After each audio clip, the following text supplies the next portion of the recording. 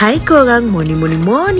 Mama Haris here. Kali ni Mama share resepi nasi lemak hijau. Mama gunakan beras basmati. Lagi kick korang, bila nasi tu berderai, kita makan rasa lemak-lemak tu memang sedap. Okay, korang boleh tengok dia punya step by step. Okay, resepi kali ni Mama gunakan resepi Khairul Aming tau. Sampai sambal dia tu pun Mama ikut semua step by step. Khairul Aming, saya buat jadi.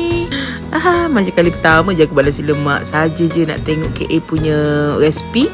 Okey tak untuk saya tiru. Jadi je, sedap je, alhamdulillah. Mama pun pelik macam mana orang buat tak jadi. Sebab Mama pun ada juga resipi ubah sikit. Contohnya serai tak ada, kita tak pakai serai. Tapi sebenarnya nasi tu kalau letak serai mungkin lagi sedap.